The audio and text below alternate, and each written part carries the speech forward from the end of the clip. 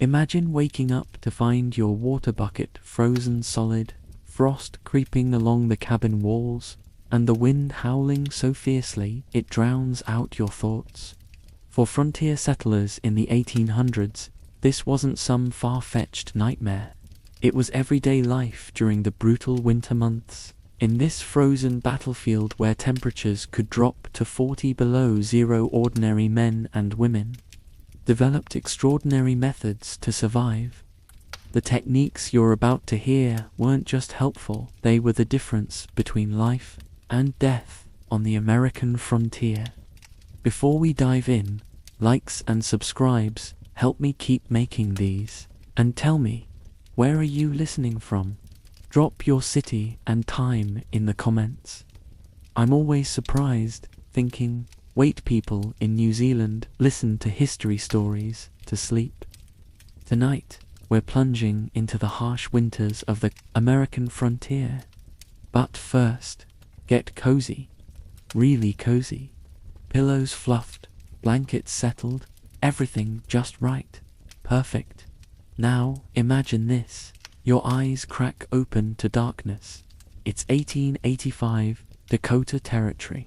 The first thing you notice isn't the blackness, it's the pain. Your eyelashes have frozen together during the night, and you peel them apart with fingers that barely want to move. Your breath forms a tiny cloud that crystallizes instantly above your face.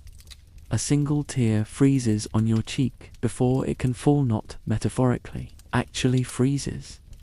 It's so cold that your snot has solidified inside your nose, and each inhale feels like breathing through razor blades. Welcome to winter on the American frontier, where surviving until spring was a full-time, grueling job. You're lying under every scrap of fabric your family owns: quilts, coats, dress clothes, even grain sack sand. You're still cold. So cold your bones ache from within. Outside, the thermometer hovers around 40 below zero, and your little cabin might as well be made of paper. Unlike your modern bed, frontier sleeping wasn't comfortable. You're on a cornhusk mattress that crackles with every movement, atop a rope bed frame sagging in the middle. And you're probably not alone. Your whole family huddles together for warmth, along with maybe a couple of chickens, and possibly the family dog. I spent 3 months poring over frontier diaries for this story. Some of these accounts gave me actual nightmares. We think we know cold. We don't. Not like they did. "Ma, the water's frozen again," your sister whispers from the floor. "Shush, child. We'll deal with it when there's light," your mother answers, in your head.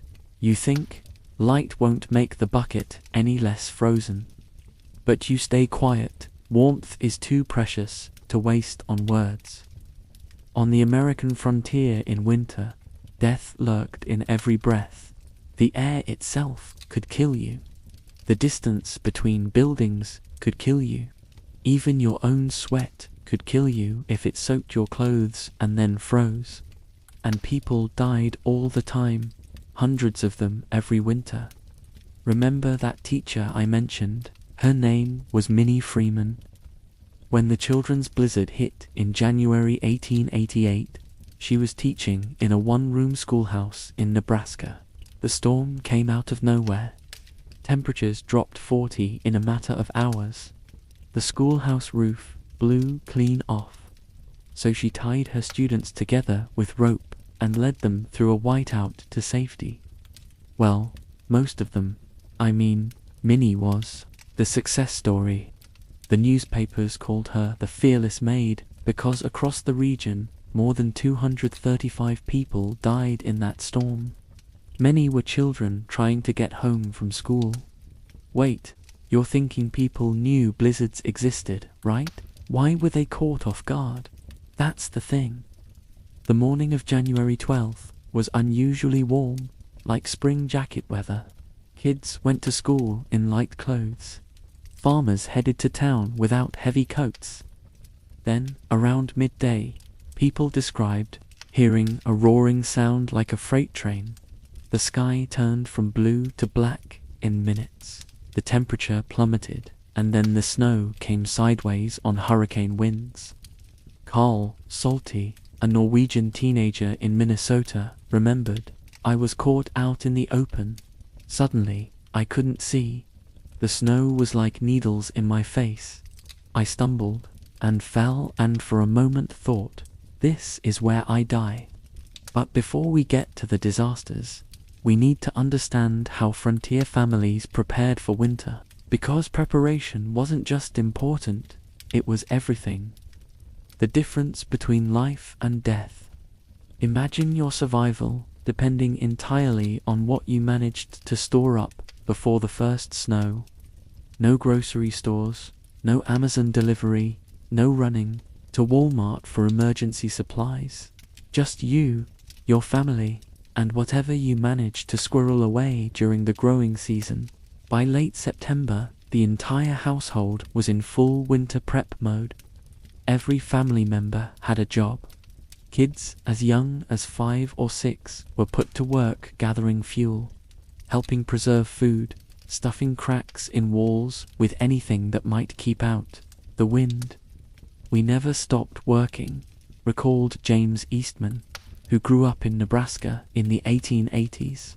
From sun up to sundown, it was prepare, prepare, prepare. My mother had this look in her eye all through autumn, this fear. I didn't understand it until I was older. She was counting supplies against days, wondering if we'd make it. One of the most critical preparations was fuel gathering.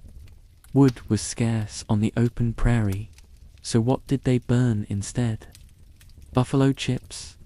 Yes, that's exactly what it sounds like, dried bison dung. By the 1880s, the great buffalo herds were mostly gone, but their droppings remained scattered across the plains. Families would spend days collecting these chips, stacking them in huge piles next to their homes. Kids were sent out with baskets and wagons to gather as many as possible. And it wasn't just buffalo. Cow chips worked too. Twisted prairie grass, sunflower stalks, corn cobs, anything that would burn. Sarah Hattersley, writing in her journal in 1879, "I never thought I would find myself grateful for animal waste. Today I spent 6 hours gathering chips.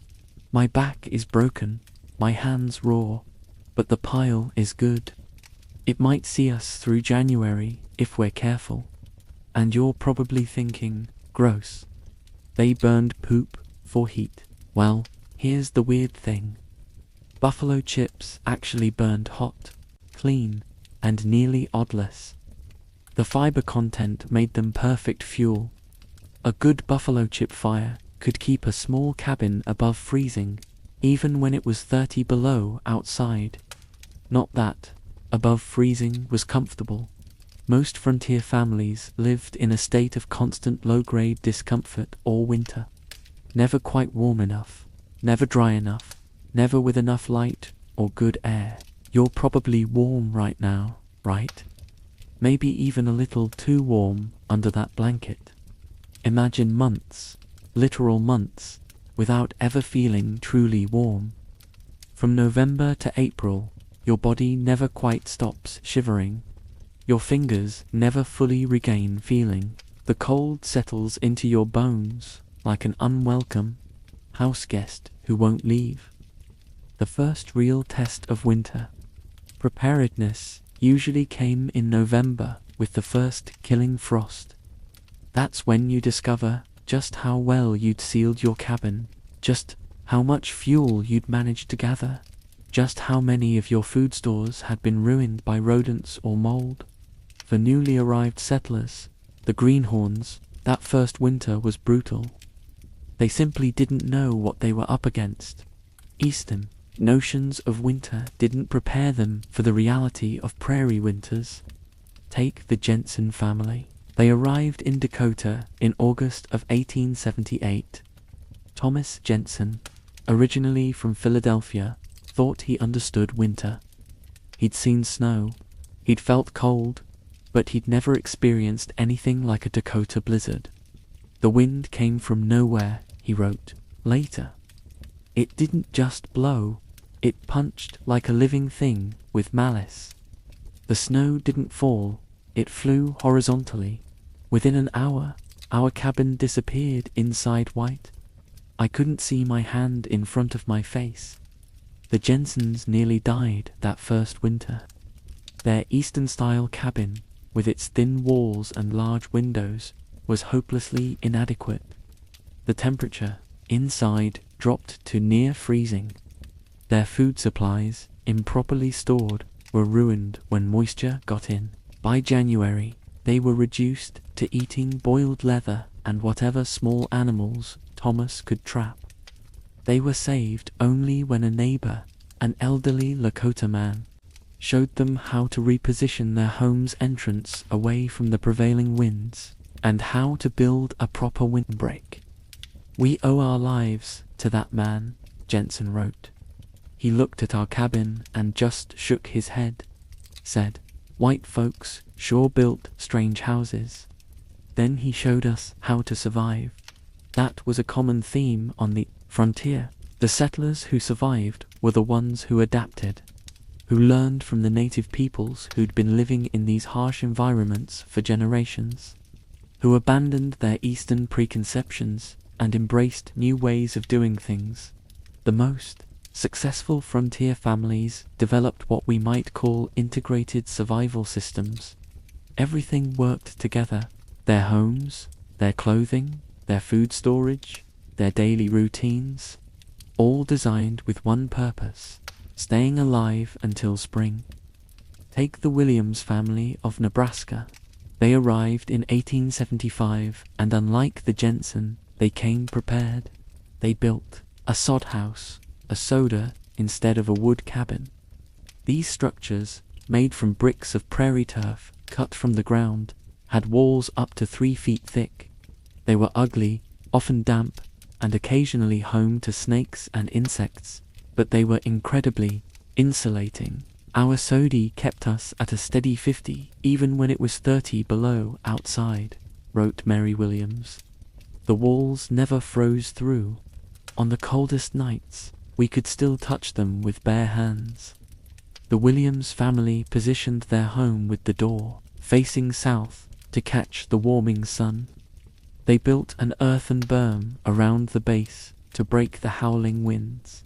They created an entryway that formed an airlock of sorts, preventing drafts when the main door opened. Inside, they arranged their space strategically. The kitchen stove was centrally located, with the family's sleeping area nearby to benefit from its heat. They hung heavy quilts to partition the space, creating smaller, more easily heated areas. Most importantly, they built their animal shelter directly adjacent to their living quarters. The body heat from their 2 milk cows and 4 horses helped warm the human dwelling through the shared wall. It wasn't a pleasant arrangement. The smell could be overwhelming, but it kept them alive. On the coldest nights, we'd bring the chickens inside, too, Mary wrote. They'd roost on the foot of our bed. My husband complained, but I told him I'd rather have chicken droppings than frozen children. That pragmatic approach to survival characterized frontier life. You did what worked, no matter how unpleasant or undignified. Pride had no place in winter survival. For many settlers, the first real crisis of winter came when they realized they hadn't gathered enough fuel. As the cold deepened and the days shortened, fuel consumption increased. What had seemed like an adequate supply in October proved woefully insufficient by December. The Aldrich family of South Dakota faced this crisis in the winter of 1881. By mid-December, their carefully gathered pile of buffalo chips and twisted hay was dwindling alarmingly. With 3 months of winter still ahead, they knew they wouldn't make it. Father calculated we had perhaps 2 weeks of fuel left, wrote Emma Aldrich, who was 12 at the time. We'd been burning continuously just to keep the cabin above freezing. Mother cried that night after she thought we were asleep. I'd never heard her cry before. The next morning, Charles Aldrich made a desperate decision. He would travel to the nearest settlement, 15 miles away, to buy or borrow fuel. It was a dangerous journey in deep winter, but staying meant certain death for his family. He set out at dawn with the temperature at 20 below. He took their only horse, a bag of corn for the animal, and his rifle.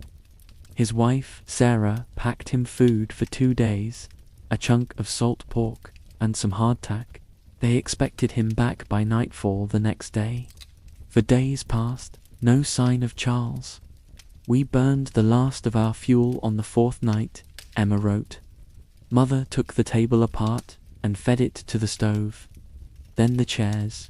We huddled together in one bed, fully dressed, with every blanket and piece of clothing we owned piled on top of us.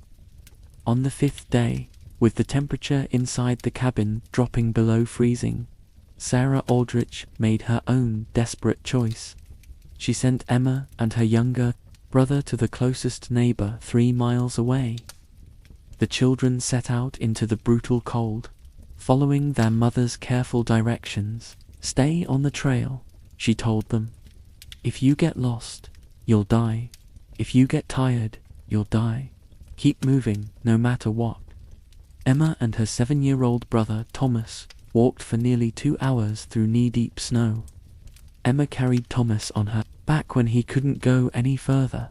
By the time they reached the neighbor's soda, Emma's face was severely frostbitten, and Thomas was The neighbors, the Petersons, immediately hitched their team and headed for the Aldrich cabin. They found Sarah curled around her infant son, both nearly frozen. They bundled mother and baby onto the wagon and brought them back to their own home. Charles Aldrich returned 3 days later. He'd been caught in a sudden blizzard and forced to shelter in a ravine for 2 days. He'd managed to acquire a sled load of wood from the settlement, hauling it 15 miles through deep snow. He arrived at his cabin to find it abandoned and cold as a tomb. Frantic, he followed the trail to the Petersons' home, where he found his family alive, but not unscathed. Emma lost 3 fingers to frostbite.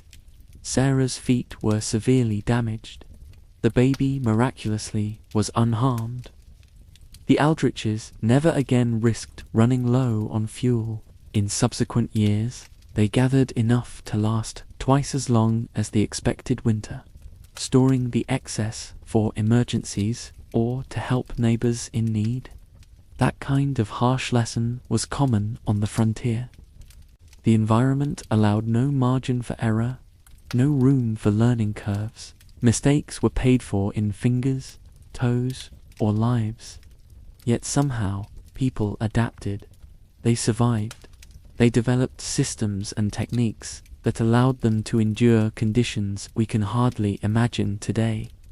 As you lie there in your comfortable bed, the temperature perfectly controlled, the wind and cold kept safely at bay, it's worth remembering those who came before, those who faced winter not as an inconvenience, but as an existential threat, those who measured their lives in cords of wood, pounds of food, and inches of wall thickness. They remind us of just how tenuous our hold on survival really is, and how quickly the line between comfort and catastrophe can disappear. The sun's coming up now over that Dakota soda. In the grey winter light, the family stirs from their shared bed. Another day of survival begins. The water bucket is indeed frozen solid. The fire needs rekindling. Breakfast will be sparse. A bit of cornmeal mush, maybe some dried apple if they're lucky. And outside the wind picks up again, carrying the promise of another storm. Another test of preparation, ingenuity, and sheer stubborn will to live. But we'll see how they face that challenge and how they evolved their shelter systems for survival when we continue in the next part of our frontier winter journey. The prairie wind slams against the cabin wall like it's got a personal grudge. Inside, you've managed to rekindle the fire. But the real battle is just beginning. Because on the frontier, your house wasn't just where you lived. It was your first and most important survival tool. Remember those Eastern-style cabins I mentioned? Total death traps in prairie winters. The pretty clapboard houses that worked fine in Pennsylvania or Massachusetts were absolutely useless against Dakota blizzards. They might as well have been made of paper. Our first winter, I could see daylight through the walls, wrote Caroline Peterson in 1879. The wind blew so hard it made the candle flames horizontal. We hung blankets on the walls and still nearly froze to death. The math was brutally simple. A poorly designed house on the open prairie in January was basically a coffin with windows. You couldn't possibly keep enough fire going to heat it. In your head, you're probably thinking, didn't they know it would be cold when they moved there? Well, yeah, but there's cold. And then there's prairie cold. Most settlers had no concept of what 40 below actually meant until they experienced it firsthand. Joseph Miller, who settled in Minnesota in the 1870s, wrote in his journal, "I thought I knew winter from my years in Boston. I was a damn fool. This cold is something else entirely. It doesn't just chill you. It hunts you, finds every crack, every seam, every moment of weakness." The settlers who survived were the ones who adapted fast. They looked around, saw what wasn't working, and changed everything. And often that meant completely rethinking what a house should be. And that's where one of the most iconic frontier dwellings came from. The sod house. Picture a house literally made of dirt, not dirt like mud bricks. Actual chunks of prairie turf cut right out of the ground and stacked like Legos. Frontier settlers called them sodies, and they were simultaneously the worst and best housing option on the plains. The sod walls were 2 to 3 feet thick. The ceiling was low, often under 7 feet. There might be one small window, maybe two. A dirt floor, a sod roof that leaked when it rained and sometimes grew prairie grass on top. Dark, damp, and often home to insects, snakes, and mice. Sounds awful, right? Well, here's the thing. When it was 40 below and the wind was howling across the prairie at 50 meters an hour, a soda was the difference between life and death. Our soda kept us alive, wrote Thomas Black in 1883. During the Great Blizzard, families in wooden houses froze to death while we sat by our small fire, uncomfortably cool, but nowhere near freezing. The sod house laughs at cold. It sneers at wind. The massive thermal mass of those thick earth walls acts like a giant insulator. Heat them up a little, and they radiate that heat back slowly over hours. Keep them even modestly warm, and they'll never freeze through. Imagine stepping into a soda during a winter storm. The walls thick as a man's arm is long stand defiant against the howling blizzard. The sod roof, reinforced with whatever small trees or branches the settler could find, holds a blanket of snow, nature's own insulation. Inside, it's dim and musty, but the bitter, killing cold of the prairie is held at bay. The sod walls, packed tight and heavy, glitter with frost crystals in the lantern light. That's not a bad thing. It means the walls are working, trapping the moisture that would otherwise be in the air. Your breath still clouds in front of you. It's not warm by any modern standard. Dusty, it feels almost cozy. Ma, there's snow coming through the roof again. A child's voice calls from the corner where small drifts have formed on a patchwork quilt. Put a pan under it and come help with these potatoes, answers the mother, not looking up from her work at the rough wooden table. This wasn't comfortable living by any means. Water dripped through sod roofs during rain, and when snow melted, dirt constantly fell from the ceiling. Bugs were permanent house guests, but uncomfortable beat dead every time. Building a soda was back-breaking work. First, you had to find the right kind of soil, dense, cleric earth, held together by the tough root systems of prairie grasses. Then, you needed a breaking plow to cut the sod into bricks about 3 feet long, 1 foot wide, and 4 in thick. The technique was specific. You'd plow 1 furrow, then a second right next to it. Then a man with an axe or spade would cut across to create the bricks. Each brick weighed around 50. A typical small soda needed about 3,000 of them. My hands bled for weeks after building our house. Recall John Peterson of Nebraska.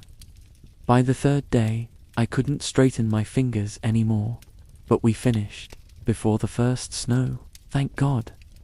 The bricks were laid grass-eyed down, overlapping like masonry, with the roots binding the structure together.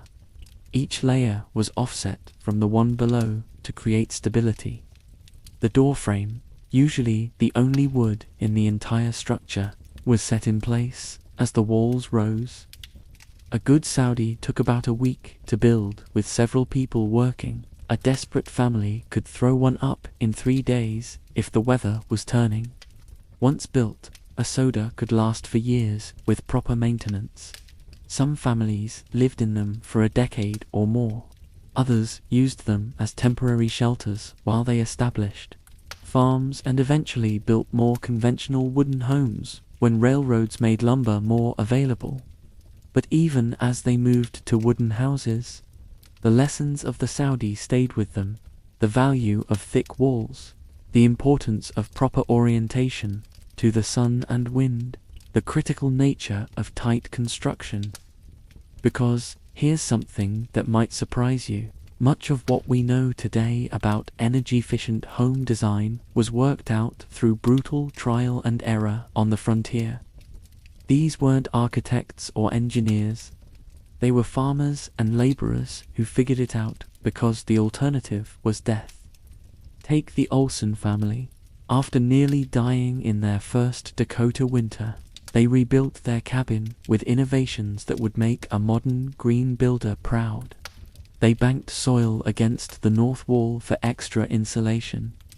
They installed a vestibule entry, what we'd now call an airlock, to prevent heat loss when opening the door. They oriented their windows to catch the low winter sun. Every change we made was paid for in saved firewood, Eric Olson wrote. And saved firewood meant saved lives.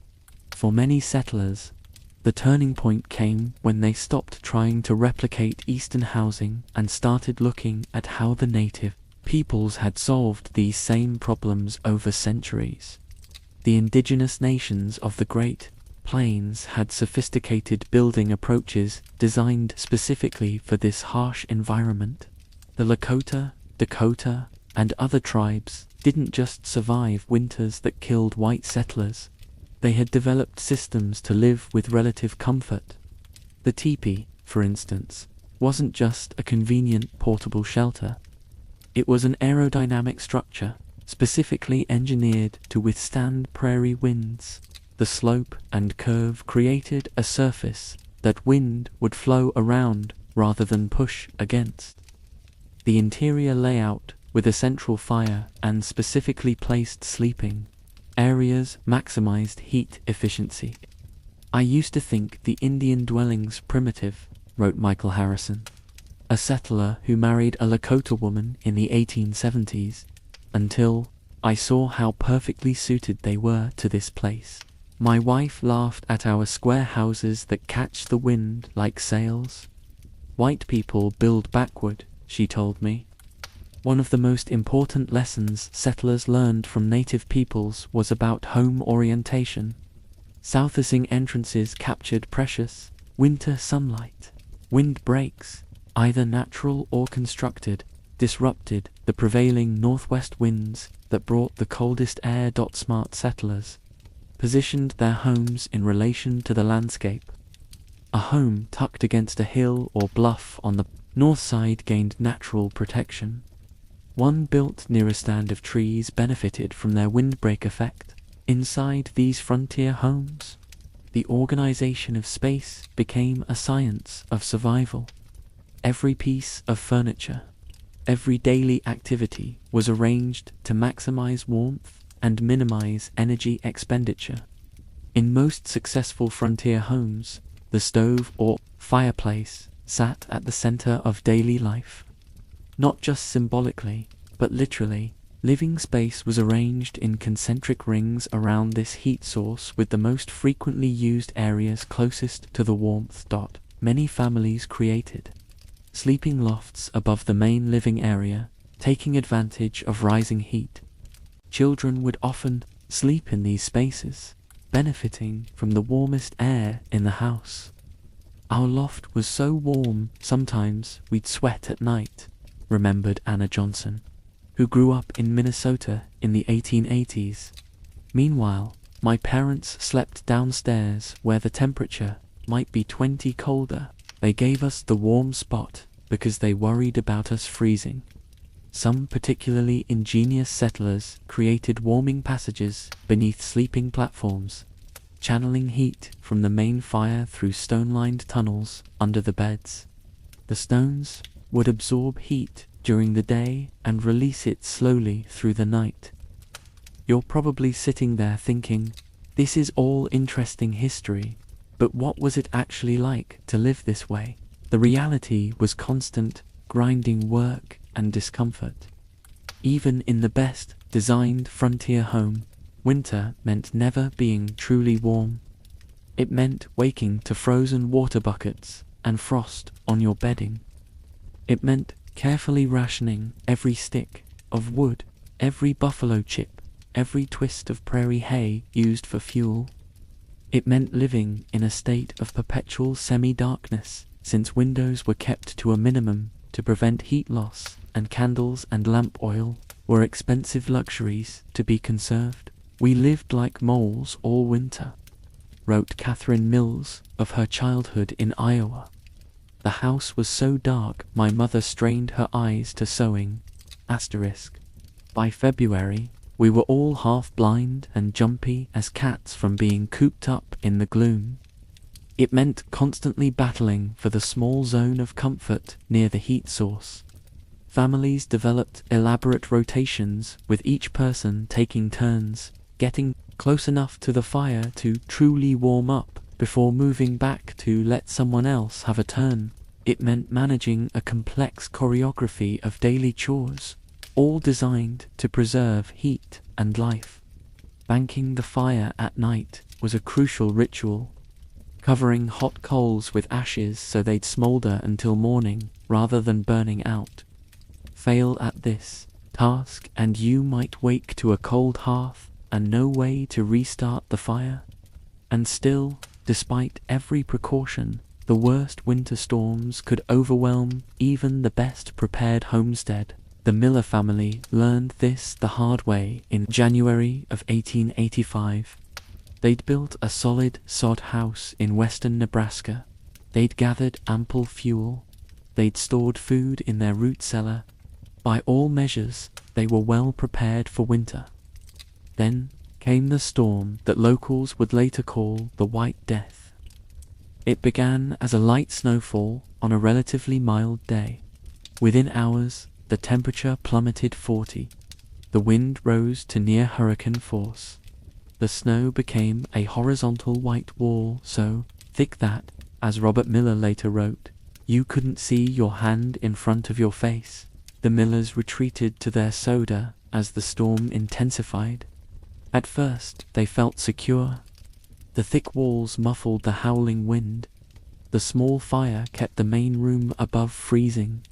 They had food, water, and fuel. But as the blizzard raged into its second day, then its third, problems mounted. Snow began to filter through the sod roof, creating wet spots that turned to ice. The temperature inside dropped as the extreme cold outside finally began to penetrate the thick walls. Worst of all, the chimney became clogged with snow. Smoke backed up into the house, forcing the family to extinguish their fire or risk suffocation. We sat in darkness, wrapped in every blanket and piece of clothing we owned, Miller wrote. We could see our breath. The water in our bucket froze solid. My wife held our baby inside her coat against her skin to keep the child from freezing. On the fourth day, with the temperature inside the house well below freezing, Robert made a desperate decision. Their cattle, housed in a sod-roofed barn nearby, hadn't been fed or watered since the storm began. He would try to reach them. "Don't be a fool," his wife pleaded. You'll die out there." "They'll die if I don't go," he answered. "And then we might too." Robert wrapped himself in layers of clothing, tied a rope around his waist, and secured the other end to the house. Then he stepped out into the maelstrom. The scene outside their soda was like something from another world. Snow had drifted higher than the roof. The landscape was completely transformed. Familiar landmarks buried under a white blanket. The wind drove ice crystals like needles into any exposed skin. Robert couldn't see the barn, though it was only 30 yards away.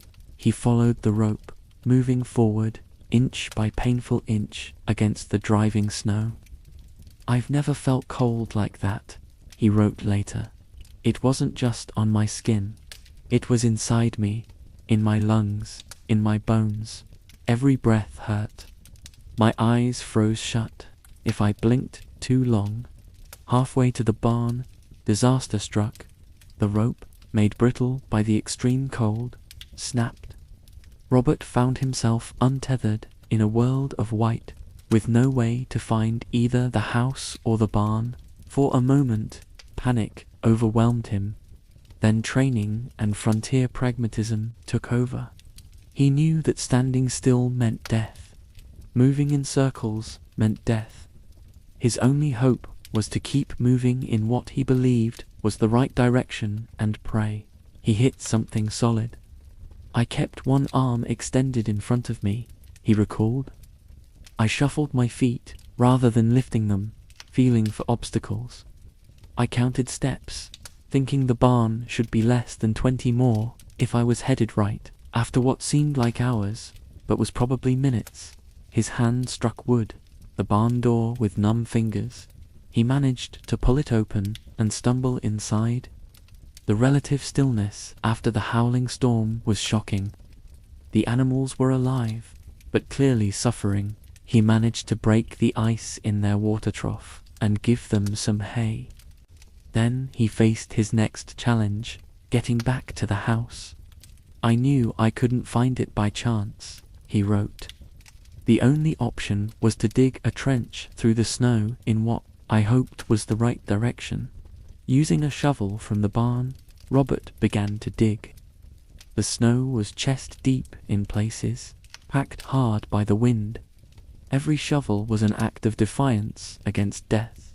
He dug for hours, stopping occasionally to return to the barn and warm himself enough to continue. Inside the house, his wife and children huddled together, certain he was dead. When a shovel finally broke through the snow wall that had entombed their door, they couldn't believe it. He looked like a snow creature, his daughter recalled years later, covered in ice, face blue, but alive. Mother cried when she saw him. "It's the only time I ever saw her cry." The Miller family survived the White Death, though Robert lost 3 toes to frostbite. When spring finally came, they made improvements to their homestead based on the lessons of that terrible storm. They built a covered passage connecting the house and barn so animals could be tended without venturing into the open during blizzards. They reinforced their roof with additional wooden supports salvaged from abandoned homesteads nearby. They constructed snow fences around their property to prevent drifts from burying their buildings. Most importantly, they installed ventilation pipes high in the walls of both house and barn, ensuring that even if doors and windows were completely snowed in, fresh air could still circulate. After nearly dying of smoke inhalation when their chimney blocked, they weren't taking chances. These adaptations reflected the frontier spirit that kept people alive in conditions that would break most of us today. Observe what doesn't work, fix it, improve it. Share the knowledge with neighbors so they don't make the same mistakes while we're warm and cozy in our modern homes. It's easy to forget how recently shelter was a matter of life and death. How quickly a housing mistake could kill an entire family. How much knowledge was gained through suffering, but as important as shelter was to frontier survival, it was only one piece of the puzzle. Because even the best designed home would become a frozen tomb without adequate heating. And finding ways to create and maintain warmth in the depths of prairie winter was perhaps the most critical survival skill of all. Which brings us to the question that haunted every frontier family as the days grew shorter and the nights colder. How do you keep the fire burning when there are no trees for 100 miles? The answer involved ingenuity, desperation, and sources of fuel that might turn your stomach. Bay. They saved countless lives on the American frontier. A good shelter could save your life on the frontier, but without heat, it was just a prettier place to die. The battle against cold wasn't just about having walls. It was about creating and maintaining fire against impossible odds. Picture yourself standing on the open prairie in 1880. Look around. What do you see? Grass, sky, maybe some low shrubs. What don't you see? Trees. No oak, no pine, no maple, nothing tall enough to cut down and burn. The first thing that struck me about Nebraska, wrote English immigrant Thomas Farnham in 1876, was the terrible emptiness of it all. In Surrey, we had forests. Here a man could die for want of a decent piece of firewood. That absence of timber created the frontier's most persistent winter challenge. How to generate heat when conventional fuel simply didn't exist. The potbelly stove became the beating heart of every frontier home.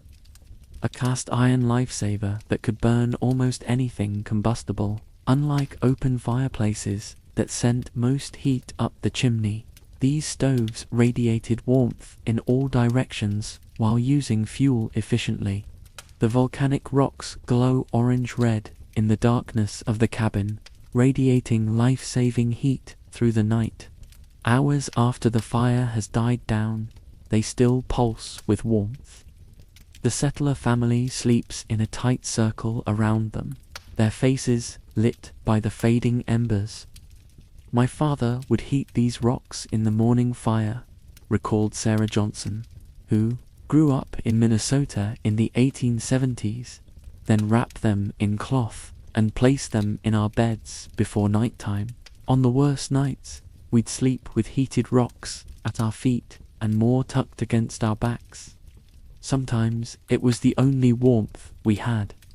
This technique using rocks as heat batteries was borrowed from Native American practices. The Lakota and other plains tribes had relied on heated stones for warmth long before white settlers arrived. They would place volcanic rocks in fires until they glowed red, then carefully remove them with sticks and arrange them in sleeping areas. Floorboards, roof timbers, door frames, windowsills. The precious lumber was equally distributed among the 7 remaining houses. It felt wrong taking apart the Anderson place. Ingrid wrote. Mrs. Anderson cried as they removed her front door, but there was no choice. Better a house than a life. 3 or 4 families crowded into each remaining home. Privacy vanished. Adults slept in shifts because there wasn't room for everyone to lie down at once. Children were piled together like puppies on shared pallets. The Wallace house held 17 people that winter, Ingrid recalled. We slept anywhere there was space, under tables, on shelves pressed against the stove. The air was thick with breath and body odor, but we were warm. We lived. This cooperative approach to heating extended beyond shelter. The settlement organized wood-cutting parties that ventured out on the few clear days, traveling miles to find timber. When one family's fuel ran dangerously low, others contributed from their own precious supplies. Nylon had the best system for twisting hay into burnable knots, Ingrid wrote. He taught all the men, and they worked together in the Wallace barn, their hands bleeding from the coarse grass, producing enough fuel to keep all 7 houses heated. Food was pulled as well. Families with preserves or salt meat shared with those who had more flour or potatoes. No one ate well, but everyone ate something. By spreading resources across the entire community, they created a margin of survival that individual households couldn't have managed. Mother said, "We were like a single large family that winter," Ingrid remembered. 23 families became one. We fought, we cried, we got on each other's nerves terribly, but we kept each other alive. When spring finally came, all 23 families had survived. A minor miracle given the death toll across the region. They rebuilt the dismantled houses, but the experience changed the settlement permanently. After the hard winter, Brookings was different. Ingrid wrote years later, "There was a bond between those families that never broke. They had seen each other at their worst, unwashed, hungry, afraid, and still chosen to help each other live. What can break a community after that?" The Brookings settlement was not unique. Across the frontier, communities developed formal and informal systems for sharing heat resources. Many settlements established common fuel reserves, stores of wood, coal, buffalo chips, or twisted hay that could be distributed to families in dire need. Others created rotation systems for particularly vulnerable community members. Elderly residents or families with infants might move between houses during the coldest periods, spreading the heating burden across multiple households. The Miller family stayed with us for 2 weeks during the February freeze, wrote James Peterson of Iowa. Then they moved to the Hansons for 2 weeks, then the Johnsons. By sharing the burden, no single family exhausted their fuel supplies. We all made it to March, though by God it was a close thing. In some communities, heating became literally centralized. A large communal space, often a church or school, would be kept warm around the clock. Families would gather there during the day, returning to their own minimally heated homes only for sleeping. We spent every day that January in the meeting house, recalled Thomas King of his childhood in Nebraska. Each family brought what fuel they could spare. The men took turns feeding the stove. Women cooked in shifts on the same fire. At night, the oldest and youngest stayed there, while the rest went home to cold houses and piled under quilts until morning. This communal approach to heating reflected a fundamental frontier truth. In the harshest environments, cooperation wasn't just nice, it was necessary for survival.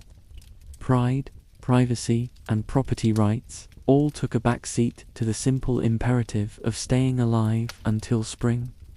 A wall of white engulfs the cabin, the blizzard so thick you can't see your hand in front of your face.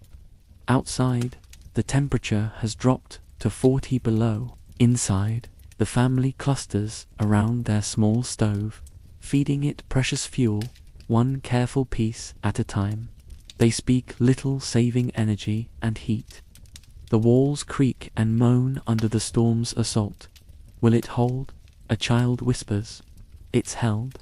For 3 winters, the father answers. It'll hold for this one, too. In these moments of extreme challenge, frontier families found reserves of strength and ingenuity they never knew they possessed. They burned furniture when fuel ran out. They burned books, painful sacrifices for literate families who treasured their few volumes. When nothing else remained, they burned parts of their own homes, non-essential interior walls or floorboards from unused rooms. We burned the cradle, wrote Sarah Miller of the terrible winter of 1886. The children were grown, and it was just seasoned wood sitting in the corner. Still, I cried as my husband broke it apart. It had held all our babies, but better to burn the cradle than bury a child. The battle against cold shaped everything about frontier life. It dictated home design, daily routines, community structures, and psychological outlooks. The cold was always there, always waiting for a mistake, a miscalculation, a stroke of bad luck. Yet, somehow, these ordinary people, farmers, housewives, children, found ways to push back against nature's harshest season. They improvised, adapted, and overcame challenges that would overwhelm most modern Americans. As you lie there in your perfectly heated bedroom, it's worth remembering that the gulf between their lives and yours is just a few generations wide. The knowledge they painfully acquired, what burns, what insulates, what strategies preserve heat and life, laid the foundation for our modern understanding of thermal management. Their desperate struggles gave us practical lessons that architects and engineers still use today.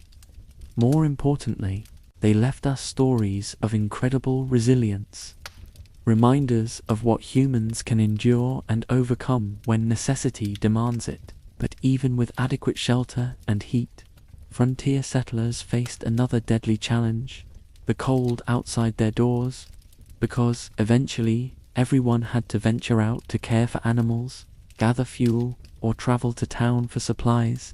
And when they did, their only protection against the killing cold was what they wore. The clothing that had served them well in eastern states became death traps on the prairie.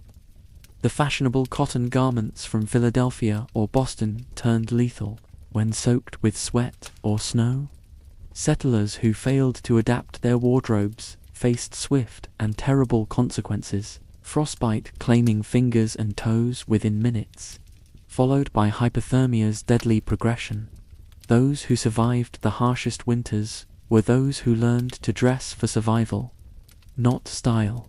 And once again, the most successful frontier families were those willing to abandon Eastern traditions and adopt techniques developed by those who understood this landscape best. Stepping outside during a Dakota winter was like walking into another world, one designed to kill you.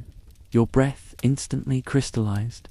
Your nostrils froze shut if you inhaled too quickly. The wind didn't just blow, it punched through whatever you were wearing and went straight for your core. And in this frozen battlefield, clothing wasn't fashion. It was your portable shelter, your personal fortress against death. I sent my husband to check the livestock wearing his Philadelphia coat, wrote Margaret Wilson in 1883. He came back with his arms frozen to the elbows.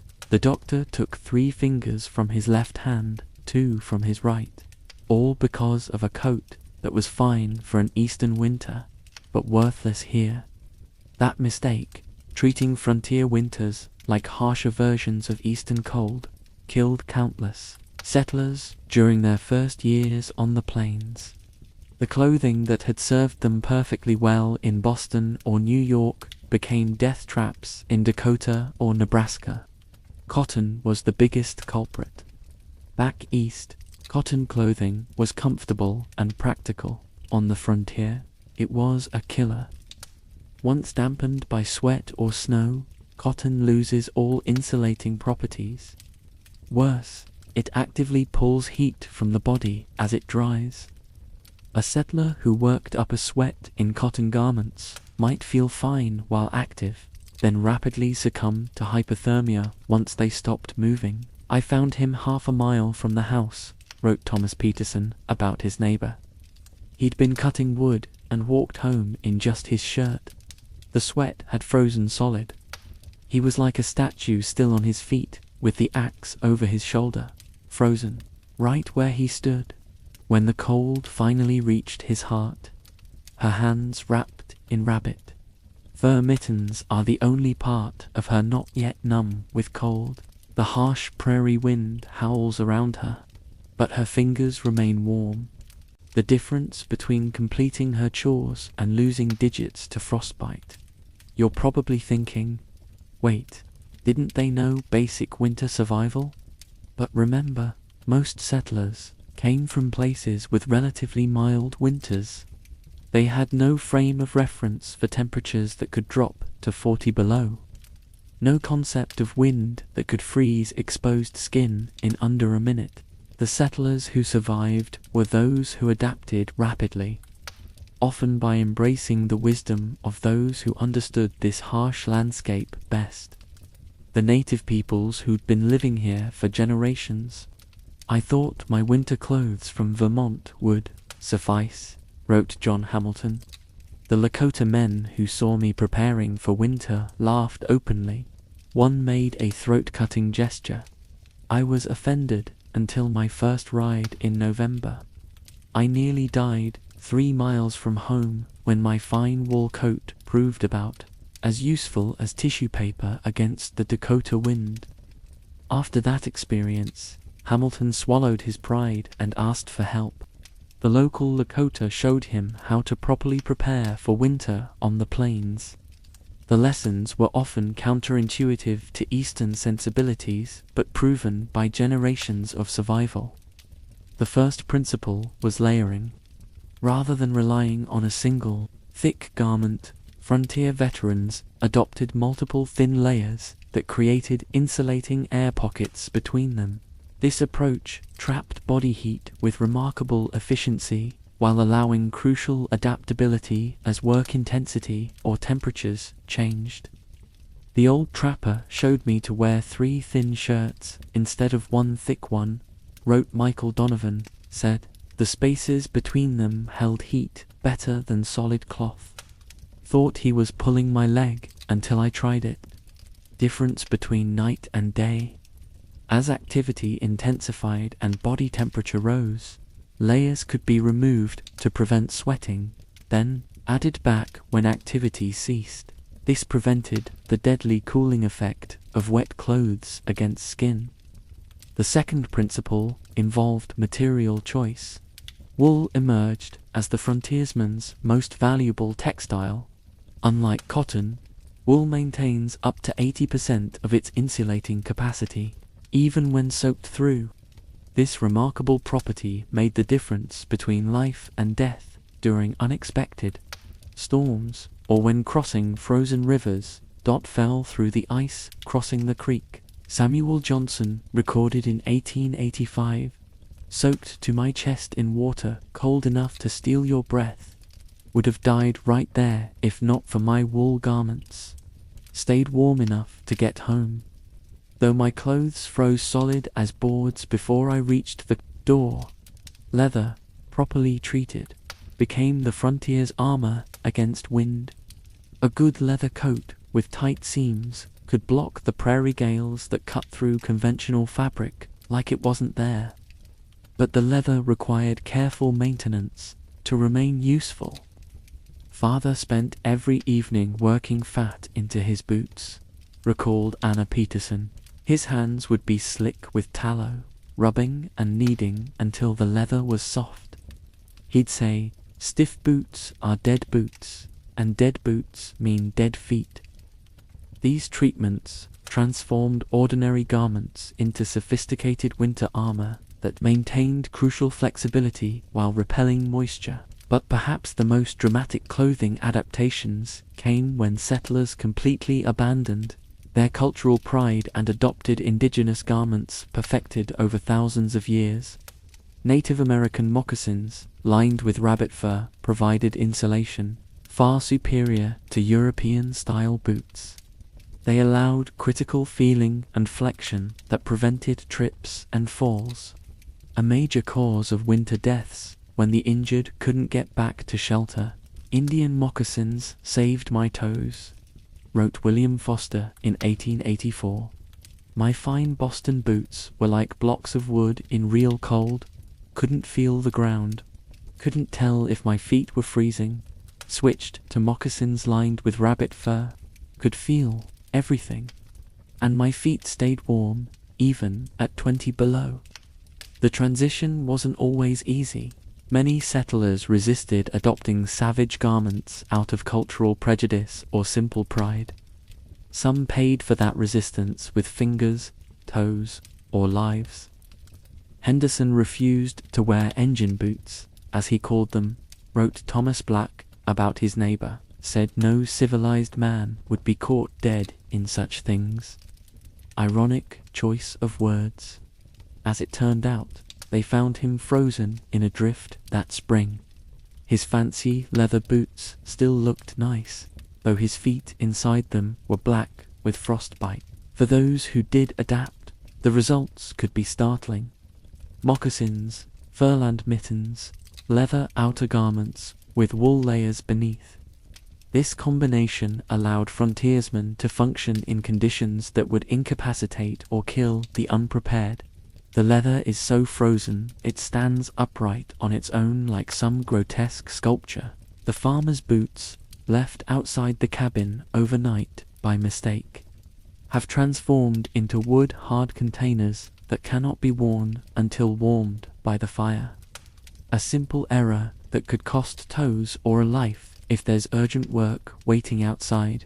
My mother wore clothes that would have scandalized her Boston family, wrote Emma Johnson. Furland leggings under her skirts, rabbit skin mittens, a hat made from raccoon with the tail still attached. She'd say, better to look a wild woman than be a dead lady. Perhaps most critical were the seemingly minor design choices that determined survival. The simple choice between mittens and gloves could preserve or cost fingers. Mittens kept fingers together, creating shared warmth that maintained circulation.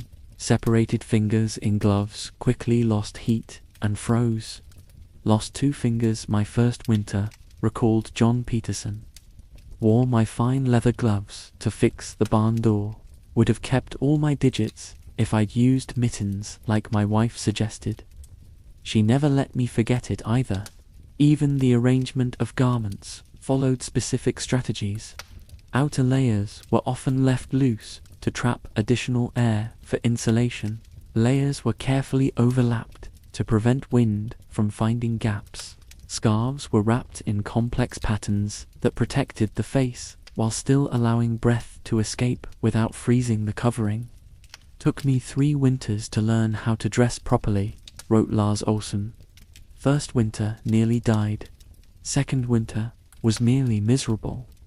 Third winter finally stayed comfortable enough to actually get work done instead of just fighting to survive." These lessons were often passed from veterans to newcomers, creating an informal education system that saved countless lives. Experienced settlers would watch for the telltale signs of inadequate winter preparation and intervene before tragedy struck. The Miller family arrived in October with cotton coats and thin gloves, wrote Sarah Peterson. Johnson rode over same.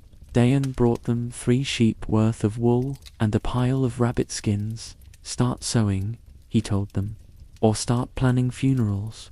Even with proper clothing, the frontier winter imposed strict limitations. There were temperatures at which no amount of protection was sufficient for extended exposure. During the worst cold snaps, when temperatures dropped below 30 below zero, most activity outside simply ceased. 3 days we've been trapped inside," reads a diary entry from February 1882. The cold is something from hell itself. Spit freezes before it hits the ground. We've nailed blankets over the windows and stuffed rags in every crack. The animals will have to fend for themselves until it breaks. During these killing cold periods, necessary outdoor chores were planned with military precision.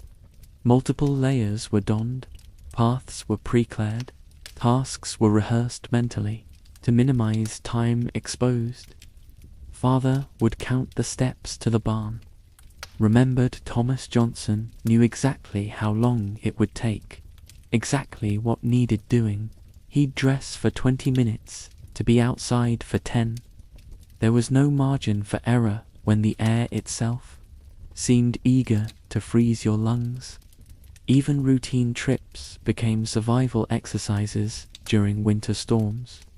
The journey to town for supplies, a simple, half-day excursion in summer, transformed into a life-or-death gamble in winter months. The Wallace family learned this lesson in the harshest possible way in January 1878. Charles Wallace, an experienced frontiersman who'd lived in Minnesota for 5 years, set out for the trading post 10 miles away. The morning was clear and relatively mild, only about 10 below zero, with moderate wind. Charles knew the dangers. His wife Mary wrote afterward. He took every precaution: wool layers, fur-lined moccasins, face wrap, mittens, food, and extra blankets in the wagon. Though he expected to return the same day, 2 miles from town, the weather changed with the frightening speed so common on the plains. The temperature plummeted, the wind intensified, snow began falling, then blowing horizontally. Within an hour, Charles found himself in white-out conditions, the trail disappearing beneath fresh powder. "I almost turned back when the storm hit," he wrote in his own account. "Should have, but I was closer to town than home by then, and we needed the supplies badly. Thought I could make it." Foolish pride. As visibility dropped to near zero, Charles lost the trail. His wagon became stuck in a drift. The horse, panicking in the intensifying storm, broke free and ran off, disappearing into the white void. Alone, with the temperature dropping by the minute, Charles faced a classic frontier survival decision: stay with the shelter of his wagon or try to walk to safety. Both choices carried deadly risks. "I knew the statistics," he wrote. "Men who left their wagons were usually found frozen within 100 yards. Men who stayed often survived, if properly dressed. But without the horse, I had no way to free the wagon when the storm passed, and it might last days." Charles made his choice. He gathered everything useful from the wagon: blankets, food, matches, his rifle. He fashioned a walking stick with a hook at the end to feel for the trail beneath the snow. Then he set out toward town, the last place he knew for certain. Every instinct screamed to hurry, he recalled, but experience whispered to move slowly, deliberately. Running meant sweat. Sweat meant freezing. So I shuffled forward, one careful step at a time, probing with my stick, fighting the wind with each movement. The storm intensified. The snow became so thick that Charles couldn't see his own feet. The wind drove ice crystals against any exposed skin like tiny needles. His world narrowed to a bubble extending just inches beyond his body. "I began talking to myself to stay focused," he wrote, counting steps, reciting Bible verses, anything to keep my mind working. When I found myself growing confused, I recognized the early signs of hypothermia. In his increasingly disoriented state, Charles made a critical error. He veered from his course, missing the town by nearly a mile. Instead of safety, he wandered deeper into the open prairie as darkness fell. Night, coming on in a blizzard, strips away hope like nothing else, he wrote. Can't see, can't hear, over the wind, temperature dropping by the minute. I knew my chances were dwindling with the light. With darkness complete and his strength failing, Charles stumbled upon a creek bed, a depression in the landscape that offered marginal protection from the wind. He immediately recognized his opportunity. The bank was steep enough to block the worst of the gale, he recalled. I dug into a drift, creating a snow cave of sorts against the creek bank, used blankets to create an entrance flap. Inside, out of the direct wind, the temperature was merely freezing instead of fatal. This snow shelter, combined with his proper clothing and survival knowledge, kept Charles alive through a night that claimed several lives across the region. He kept moving inside the small space, slapping his hands and feet to maintain circulation. He allowed himself only brief periods of sleep to avoid succumbing to the deadly comfort of hypothermia. The worst part was the second guessing, he wrote. Should I have stayed with the wagon? Did I go the wrong direction? Would my family survive if I didn't return? Your mind becomes your enemy in such moments. Blood returns to white fingers, bringing pain so intense he bites through his lip to keep from screaming. The settler's hands, death pale and hard as wood, gradually flush angry red as they warm by the fire. His wife watches anxiously, knowing that this color, painful as it is, means he'll keep his fingers this time. Don't rub them, she warns sharply, when he reaches for his thawing hands. Hurts like hell, he growls through clenched teeth. Better hurt than gone, she answers. And they both know she's right. Morning brought a brief respite in the storm.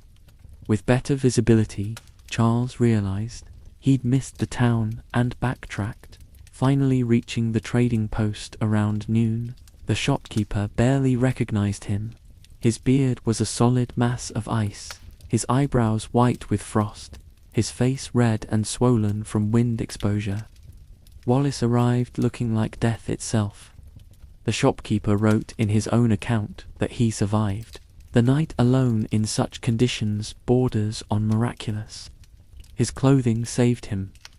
Layers of wool and fur that kept the worst cold at bay. Charles remained at the trading post for 3 days, until the blizzard finally passed. He procured another horse, loaded his supplies, and made the journey home without further incident. The experience left him with minor frostbite on his face, and a profound respect for winter's power. I did everything right except for one decision, he wrote afterward, and that nearly killed me. The margin for error in winter is that small. The Wallace story spread through the region, reinforcing critical lessons about winter travel and clothing. Charles began speaking at community gatherings before winter set in, sharing his experience and techniques that had kept him alive. Dress as if you'll be sleeping in a snowbank, he would tell new settlers, because you might be. This practical wisdom, born of harsh experience, was typical of frontier communities. Those who survived shared their knowledge freely, creating an oral tradition of winter clothing strategies that compensated for the inadequate preparation most Easterners brought with them. These handmade frontier garments weren't just practical. They represented a fundamental cultural adaptation. Each mitten sewn from rabbit fur, each pair of wool leggings, each carefully treated leather coat was a tacit admission that Eastern ways wouldn't work here, that survival required new approaches, new materials, new techniques. The clothing evolution mirrored the larger transformation that successful settlers underwent from confident Easterners bringing civilization to the wilderness to humbled students, learning from the land and its original inhabitants. My wife arrived in Montana wearing silk dresses and fine leather shoes. wrote James Richardson in 1887. 5 years later, she dressed more like a Crow woman than a Boston lady, and she was alive, which many fine Boston ladies who came west were not. By the mid-1880s, a distinctive frontier clothing style had emerged, a hybrid that combined European garment types with Native American materials and techniques. Wool and fur predominated. Layers were standard. Mittens, not gloves, covered hands. Moccasins often replaced boots. The most successful settlers developed what might be called a clothing system rather than just individual garments. Every piece worked together, overlapping to prevent gaps where cold could penetrate. Options for different activities and temperatures were maintained. Garments were carefully stored when not in use, protected from moisture and vermin. My mother kept our winter clothes in special chests through summer, recalled Emma Johnson, wrapped in cloth with tobacco leaves to keep moths away. She checked them monthly, repairing any damage immediately. Our lives depended on those garments, and she treated them accordingly. As you lie in your warm bed, perhaps wearing comfortable cotton pajamas, the very material that could kill you on the frontier, it's worth reflecting on how thoroughly we've forgotten these hard-earned lessons, how completely our climate-controlled world has disconnected us from the knowledge that kept our ancestors alive. Those mittens, moccasins, and wool layers represented more than just clothing choices. They embodied a fundamental frontier truth. Survival required adaptation, humility, and willingness to learn from those who came before, those who clung to Eastern ways, Eastern clothing, Eastern pride, rarely lived to see their second winter. But even the most perfectly dressed settler still faced the greatest winter challenge of all, food. Because no matter how warm your clothing, or how well heated your home, without adequate nourishment, the body's internal furnace would sputter and die. And on the isolated frontier, with no grocery stores or restaurants, winter food security meant the difference between life and death. When we think about frontier survival, we often focus on the dramatic, the blizzards, the freezing temperatures, the physical dangers, but in many ways, the greatest winter challenge was much quieter, keeping enough food on the table to make it to spring. Unlike your midnight snack waiting in the fridge, frontier food couldn't be taken for granted. There were no grocery stores, no restaurants, no delivery services. What you managed to grow, gather, hunt, and preserve before winter was all you had. No second chances, no restocking. The root cellar's earthy darkness cradles what remains of their winter stores. 3 potatoes, and a whizzed turnip. The woman holds the lantern higher, its light revealing empty shelves where food should be. February has barely begun, and already they're facing the abyss. Our first winter, we ate bark soup by March, wrote Caroline Peterson of her family's experience in Minnesota. Boiled tree bark with a handful of flour and whatever dried herbs remained tasted like despair, but it kept us breathing. Underground, beneath many frontier homes, lay the first line of defense against starvation. Root cellars functioned as life insurance policies dug into the earth where temperatures remained just above freezing, regardless of the brutal conditions above. Father dug our cellar 7 feet deep, recalled Emma Johnson. Said the devil himself couldn't freeze food that far underground. Turns out he was right. Even when it hit 40 below outside, the cellar stayed cold, but never frosted. These subterranean vaults preserved vegetables through the darkest months, providing crucial nutrition when the body needed it most. Potatoes, carrots, turnips, beets, anything that could be stored without spoiling was carefully arranged on shelves or in barrels filled with sand. The engineering was remarkably sophisticated, for seemingly simple structures. The best root cellars had ventilation systems that could be adjusted based on outside conditions. Too cold, closed the vents to trap Earth's natural warmth. Too warm, open them to allow cool air circulation. Our cellar had little wooden channels built into the walls, Thomas Black wrote. Father could open or close them from inside the house. Said it was like having a primitive refrigerator. Only it ran on common sense instead of electricity. Temperature wasn't the only consideration. Humidity mattered too. To dry and root vegetables would shrivel and harden. To damp and they'd rot. The ideal root cellar maintained a delicate balance, cool enough to slow spoilage, but not so cold as to freeze, humid enough to prevent drying, but not so wet as to encourage mold. Some vegetables required special treatment. Cabbages were often pulled up with roots intact and hung upside down from cellar ceiling beams. Onions needed drier conditions than potatoes and were typically stored in mesh bags or braided into strings. Apples were kept separate from other produce because they release ethylene gas that speeds ripening and spoilage. Mother had a system, recalled John Peterson. Potatoes in sand barrels in the northwest corner. Carrots and beets in the northeast, where it was slightly damper. Onions and garlic hung from the center beam. Cabbages along the south wall. She knew where every vegetable belonged, like they were children with assigned beds. This careful organization wasn't fussiness.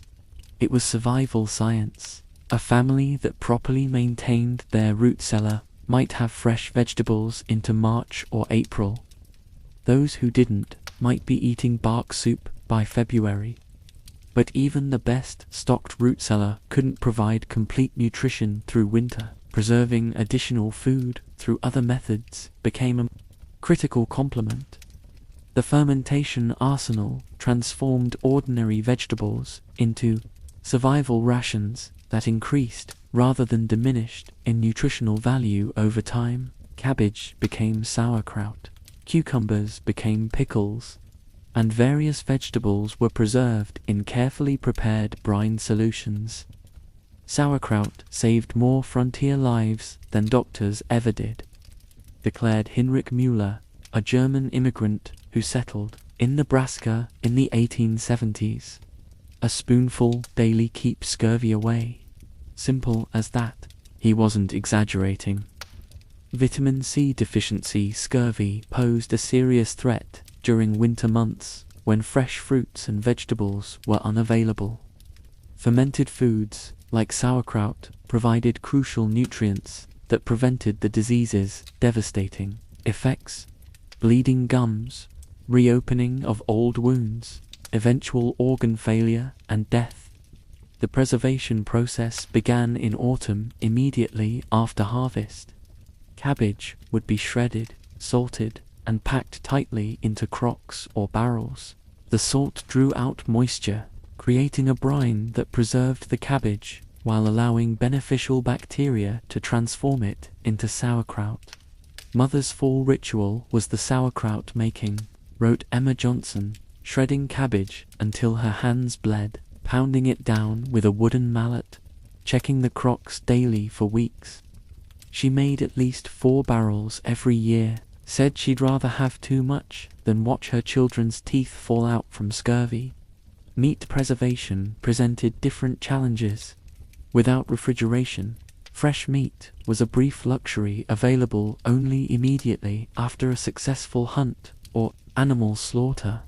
The rest had to be preserved through smoking, drying, or salting. Jerky, thin strips of meat dried until most moisture was removed, became a staple in many frontier households. The process was simple, but required careful attention.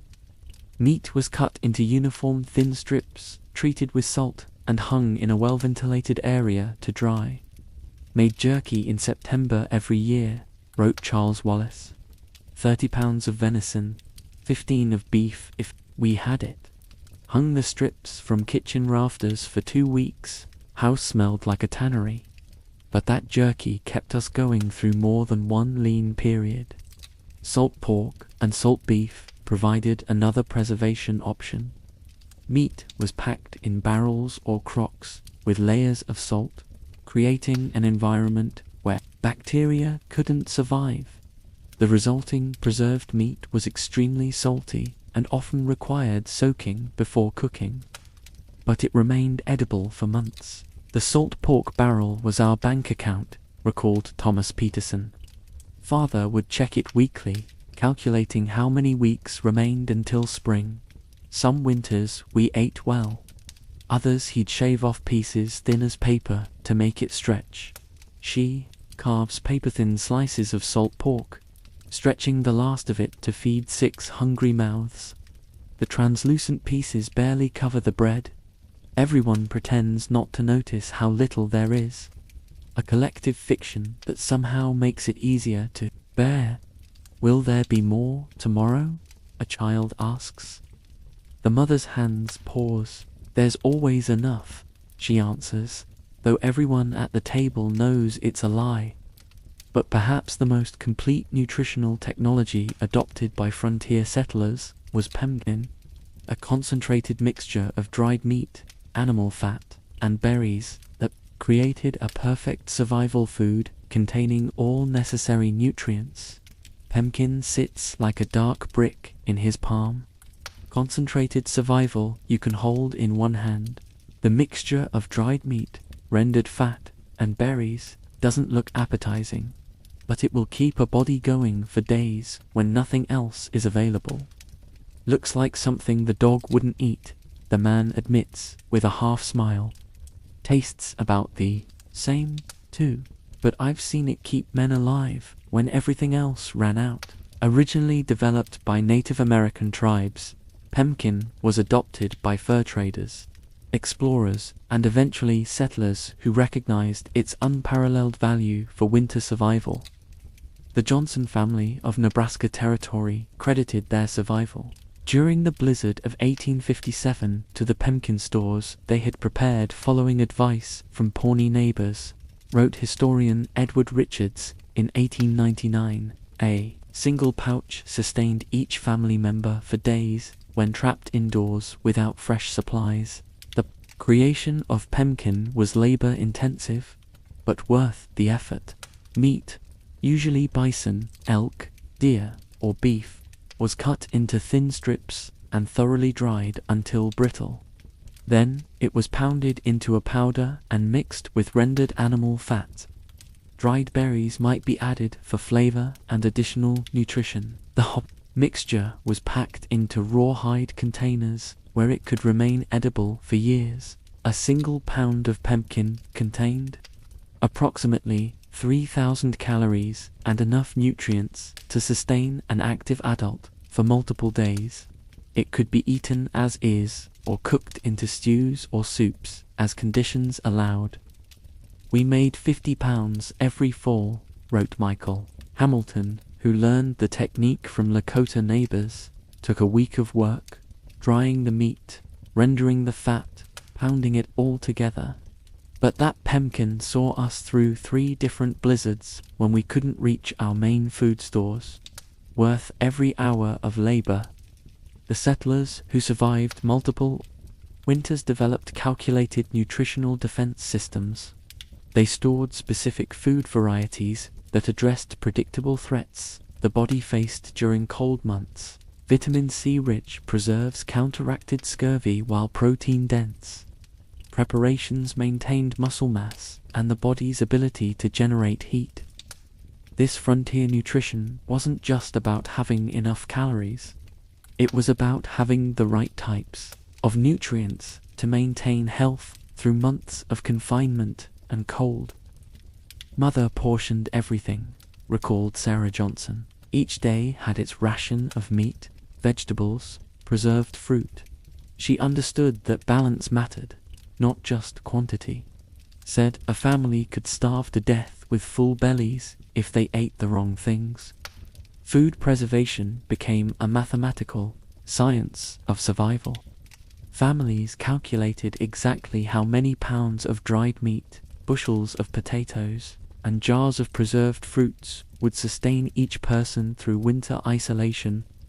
Careful rationing systems emerged, with daily portions measured precisely to ensure supplies would last. "Father kept a ledger," wrote Thomas Black. "Every Sunday night, he'd count everything remaining in our stores, do calculations on how many weeks until spring, adjust rations accordingly. Some weeks we'd feast, others we'd barely get by, but we never ran out completely." The margin for error remained frighteningly thin. Rodents getting into grain stores, or unexpected mold in preserved vegetables, could tip the balance from survival to starvation. What separated survivors from those who perished was often the quality and diversity of stored food. "The Williams family made it through the hard winter," wrote the Dakota Territory Gazette in April 1881, while the Johnsons, just a mile away, lost 2 children to hunger. The difference wasn't luck, it was preparation. Williams had twice the variety in their cellar and a better rationing system. When supplies ran dangerously low, frontier families turned to desperate alternatives. Tree bark, particularly from pines and cottonwoods, could be processed into an edible, if unappetizing, substance. Certain lichens provided minimal nutrition in areas near water. Ice fishing offered a potential lifeline even in the depths of winter. The Pearson family of Minnesota faced this food crisis during the winter of 1887-1888. By February, their carefully managed stores had dwindled to nearly nothing. A family of 6 parents and 4 children were subsisting on increasingly meager rations. "We had 3 potatoes, half a cabbage, and a handful of cornmeal left," wrote Margaret Pearson. "For months of careful planning, undone by mice in the root cellar that spoiled half our stores by December." Thomas calculated we had, perhaps a week before real starvation began. Thomas Pearson made a desperate decision. Despite the brutal cold, he would attempt to ice fish on the nearby lake. It was dangerous work in February. The ice was thick enough to support a man, but the temperatures could kill through exposure in a matter of hours. "Father fashioned special tools," recalled young James Pearson, who was 9 that winter. "A chisel made from an old file to cut through ice, a covered bucket to keep the fishing hole from freezing over, hooks made from bent needles." He worked all night preparing. The next morning, Thomas set out before dawn, wrapped in every piece of warm clothing the family owned. He took a small sled to carry his equipment and hopefully bring back fish. "I watched him disappear into the darkness," Margaret wrote. "Prayed harder than I'd ever prayed. Our children's lives depended on what he brought back." Thomas spent 14 hours on the frozen lake that day. The temperature never rose above 0. Wind cut across the exposed ice like a blade.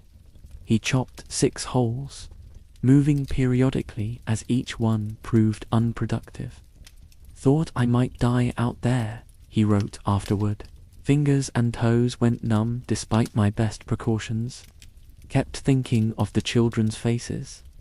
Kept chopping new holes when fish wouldn't bite." In the early afternoon, his persistence paid off.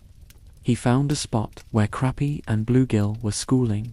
Over the next 5 hours, he pulled 47 fish through the ice, enough to feed his family for at least 2 weeks. "When I saw him coming back in the dusk, I knew by his walk that he'd succeeded," Margaret recorded. "He was bent under the weight of the sled, now laden with frozen fish. I ran out to meet him, not caring about the cold. We both wept as we counted his catch." The Pearsons survived that winter through a combination of ice fishing, careful rationing, and community support. Neighbors who had slightly more abundant stores shared what they could. creating a mutual insurance system against starvation. This community food sharing became a critical survival mechanism across the frontier. Settlements established practices where families with surplus regularly contributed to those facing temporary shortages. This approach created resilience against the unpredictable nature of frontier harvests, where a single crop failure could mean starvation without community support. "We established the common pantry in '83, wrote James Peterson of the Brookings settlement. Each family contributed a percentage of their winter stores to a communal reserve held in the church root cellar. If any family faced true need, they could draw from this reserve with the understanding they'd repay in future seasons." These frontier food banks weren't charity in the modern sense. They were practical survival systems based on the recognition that everyone was vulnerable to misfortune, and a community was stronger when it ensured no family faced starvation alone. The Norton family's root cellar flooded in November of '85. Peterson recorded, "Lost most of their potatoes and all their carrots. Would have been a death sentence without the common pantry. They drew enough to survive the winter, then contributed double their share for the next 3 years in repayment." These systems reflected the frontier understanding that individual households couldn't guarantee their own survival against all possible disasters. Collective food security provided insurance that no single family could create alone. In some communities, this cooperation extended to specialized food production. Families with particular skills or resources would focus on specific preservation methods, then trade with others who specialized differently. "The Germans excelled at sauerkraut and sausage making," wrote Thomas Miller of his Iowa settlement. "The Swedes made the best dried fish. The English women's jam couldn't be matched." Each family produced what they did best, then traded for what they needed. Together, we created a winter diet more varied than any single family could manage. This specialization allowed communities to maximize the nutritional value and variety of their winter food stores while making efficient use of limited preservation resources. "Mrs. Hanson had the biggest kitchen and the best drying racks," recalled Emma Johnson. "So, every family brought their apple harvest to her house for 6 weeks in autumn. Her kitchen ran day and night, with women taking shifts to keep the drying process going. In exchange for the use of her space, she kept 1/10 of everyone's dried apples, a fair arrangement that benefited all."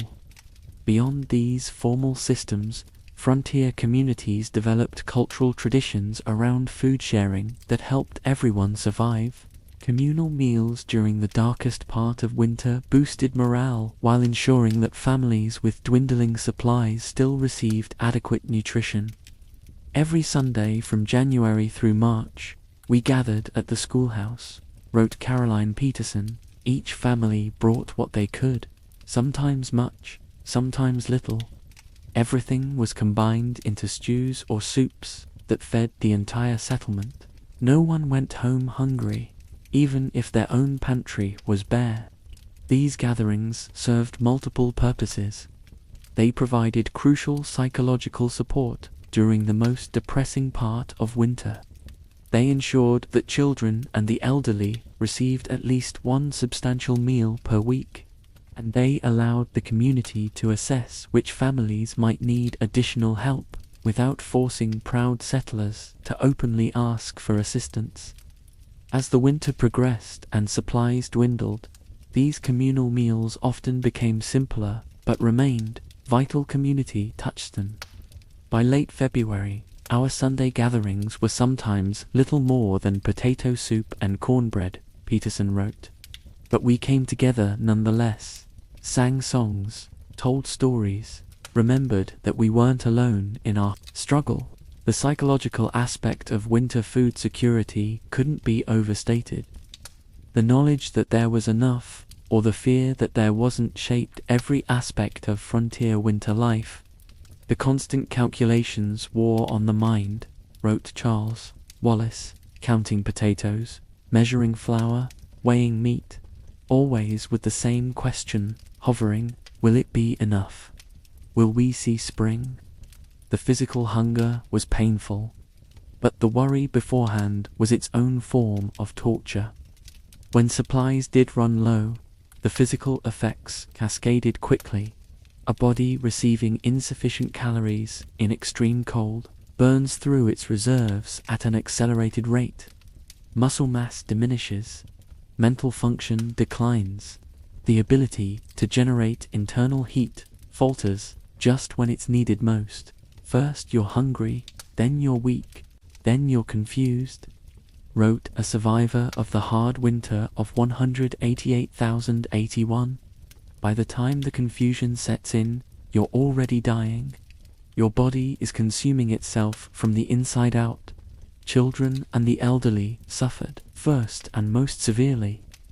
Their smaller or frailer bodies had fewer reserves to draw upon. In many frontier families, adults would reduce their own rations to ensure the youngest and oldest members received enough, a sacrifice that sometimes led to their own debilitation. Mother stopped eating anything but thin soup by February, recalled Sarah Johnson. Said she wasn't hungry, but her clothes hung on her like sacks. She gave everything to us children. By spring thaw she couldn't stand without assistance. Took months for her to regain her strength. Even when actual starvation was avoided, the nutritional deficiencies of a limited winter diet took their toll. Scurvy from vitamin C deficiency, pellagra from niacin shortage, night blindness from lack of vitamin A. These conditions weakened settlers, making them more vulnerable to cold, disease, and accidents. Half the frontier graves were dug not for those who froze or starved outright, wrote Dr. James Henderson in his 1896 medical memoir, but for those whose bodies were so undermined by winter malnutrition that they succumbed to illnesses they might otherwise have survived. Yet, despite these challenges, the majority of frontier families developed systems that allowed them to endure winter after winter. They learned which foods preserved best, which provided the most nutrition for the least space, which could be stretched furthest in times of scarcity. As you rest comfortably in your bed, perhaps considering a snack waiting just steps away, it's worth reflecting on how completely this aspect of survival has vanished from our experience. The desperate mathematics of winter calories, the constant awareness of dwindling supplies, the community bonds forged by shared vulnerability to hunger. These frontier families didn't just survive winter. They created sophisticated food systems that sustained not just their bodies, but their communities through the darkest, coldest months. And in doing so, they demonstrated perhaps the most important survival lesson of all: that collective resilience far outstrips individual effort when facing nature's harshest challenges. Which brings us to the final and perhaps most important element of frontier winter survival, the community itself. Because when all other resources failed, when homes couldn't keep out the cold, when fires went out, when food ran short, it was human connection that often made the difference between life and death on the American frontier. In the depths of frontier winter, when all other resources failed, the greatest survival tool wasn't a well-built home, or a clever heating system, or even adequate food stores. It was the community itself, the human connections that turned individual vulnerability into collective strength. There's a saying that came from those years, wrote Sarah Peterson in 1905. Looking back on her frontier experience, a lone settler was a dead settler. Sounds harsh, but winter proved it true time and again. The historical record bears out her assessment.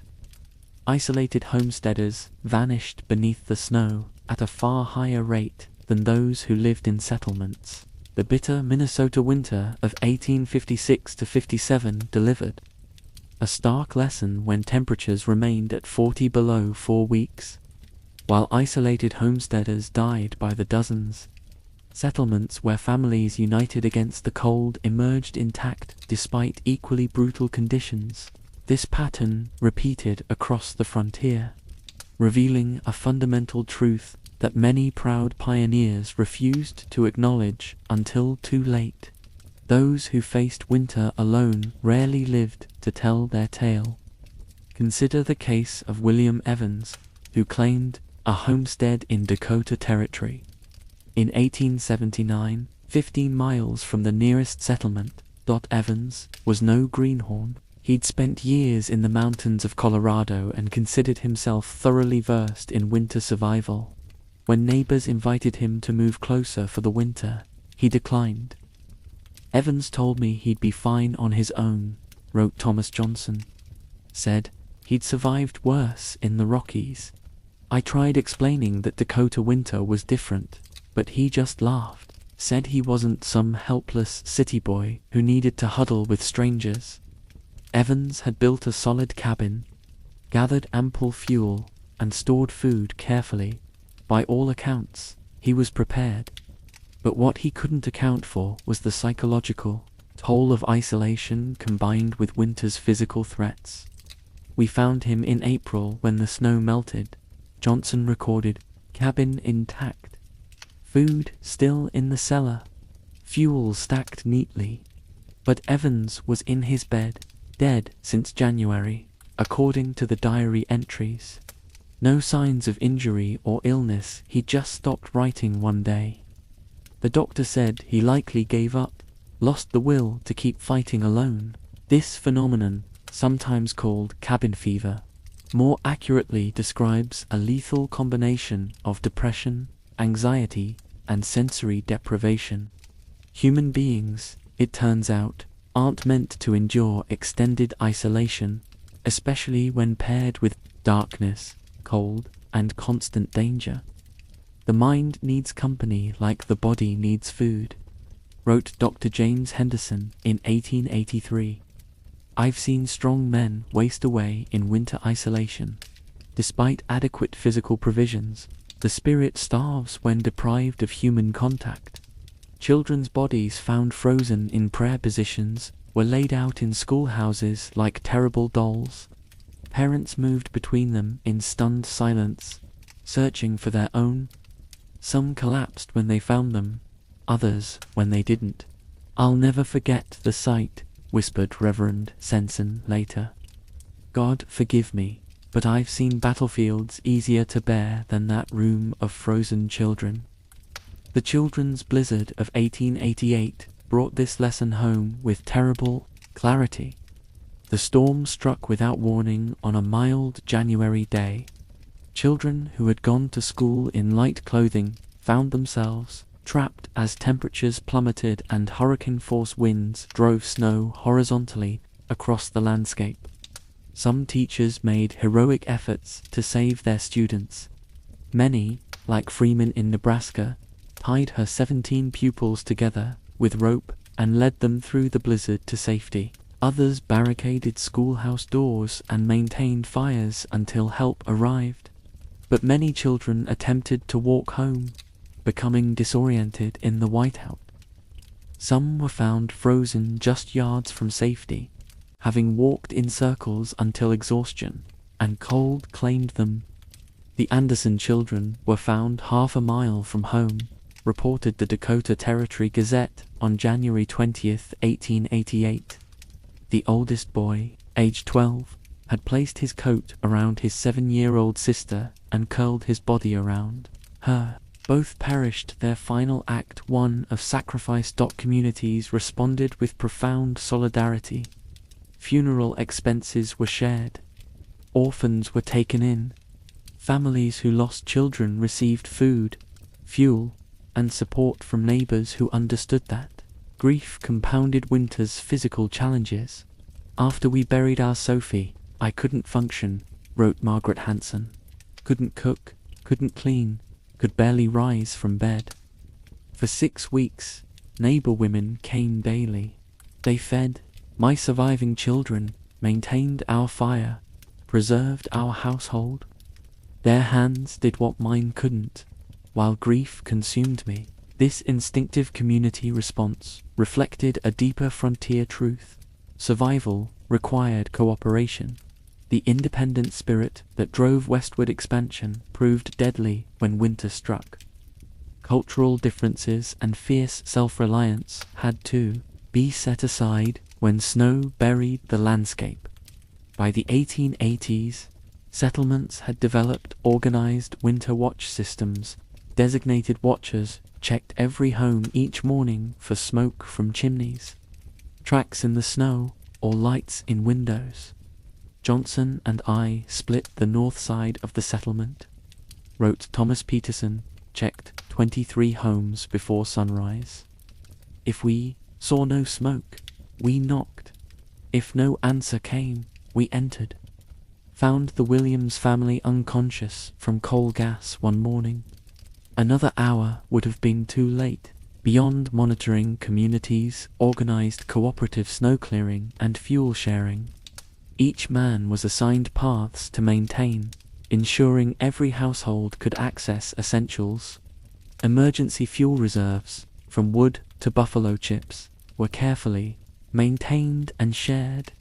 Settlements even developed systems for mental health, weekly gatherings, dances, religious services, communal meals ensured. No family faced isolation too long. Mother established Sunday gatherings after the winter of '79.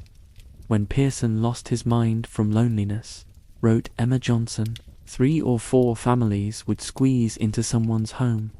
We'd sing, pray, share food, and remember we weren't facing winter alone.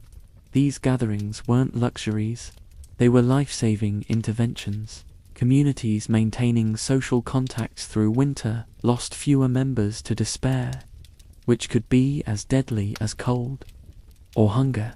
As the frontier evolved, these informal practices became structured institutions.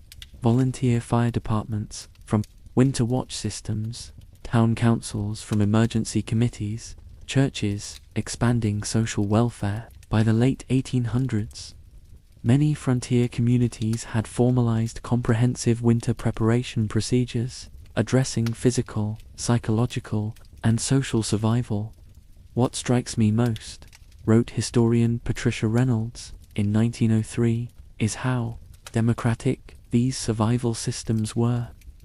Rich or poor, everyone contributed what they could and received what they needed.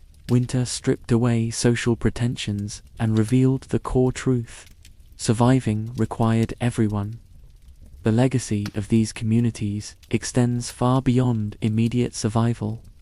Mutual aid, cooperative practices, and communal support became templates for rural American life well into the 20th century. Even as technology advanced, the lessons of deadly winters endured.